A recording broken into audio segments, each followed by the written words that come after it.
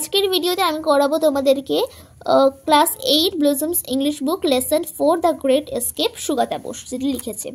দেখো, Netaji Subhas Chandra Bose was one of the most famous Indian nationalist leaders who fought for India's independence from British rule. Netaji Subhas Chandra ছিলেন ভারতের সুবিখ্যাত জাতীয়তাবাদী নেতাদের মধ্যে অন্যতম, যিনি ব্রিটিশ শাসনের কবল থেকে ভারতকে স্বাধীন করবার জন্য সংগ্রাম করেছিলেন। To this purpose, he founded the Indian National Army INA, which included a women's regiment too. অর্থাৎ এর জন্য তিনি ইন্ডিয়ান ন্যাশনাল আর্মি INA এর পত্তন করেছিলেন, যাতে একটি নারী বাহিনীও অন্তর্ভুক্ত ছিল।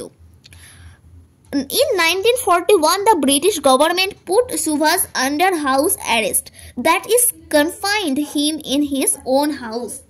অর্থাৎ 1981 সালে ব্রিটিশ সরকার সুভাষকে গৃহবন্দী করে, অর্থাৎ তাকে তার নিজের বাড়িতেই আটকে রাখে। The following narrative describes the exciting and courageous escape of Subhas Bose from the clutches of the British to continue his struggle for India's freedom. নিম্নলিখিত আখ্যানটি ভারতের স্বাধীনতার জন্য তার লড়াইকে জারি রাখতে ব্রিটিশদের কবজা থেকে সুভাষ বোসের রোমাঞ্চকর ও নির্ভীক পলায়নকে বর্ণনা করে।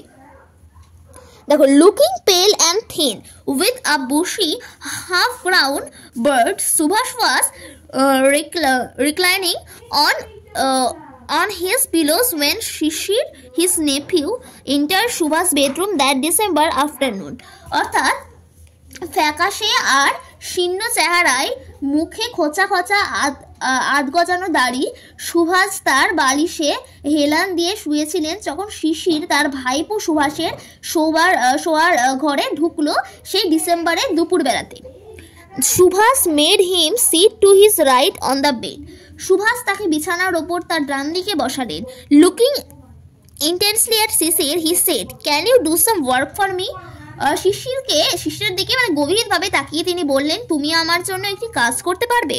শিশির নোডেড, অর্থাৎ শিশির সম্মতিসূচক মাথা নাড়ালো। The task as it turned out was to help plan and carry out Subhas escape from India.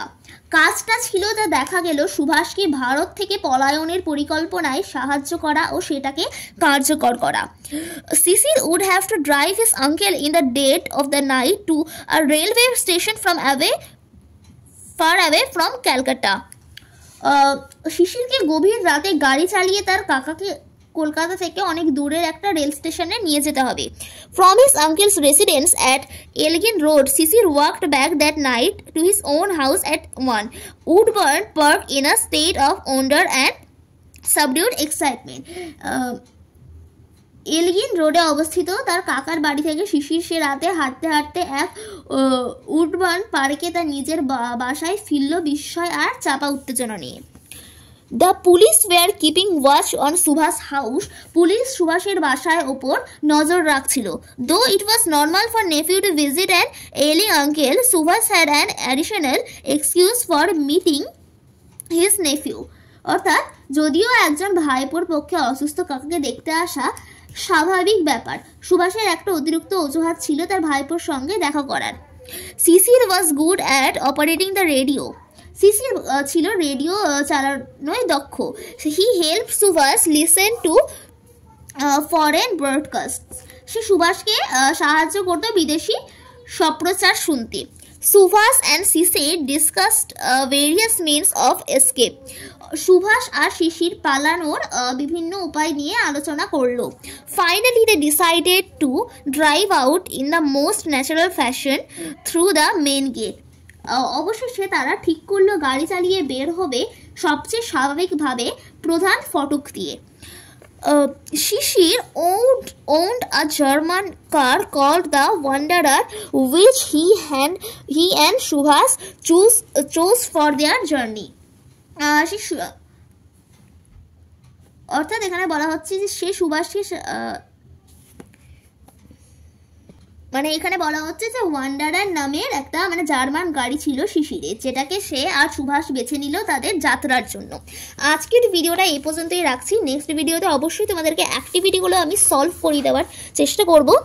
তো এই ভিডিওটা ভালো লাগলে ভিডিওটাকে শেয়ার করো, লাইক করো, চ্যানেলটাকে সাবস্ক্রাইব করে দেবে, কমেন্ট করে জানাবে নেক্সট ভিডিও তোমরা কী টপিকে দেখতে চাও।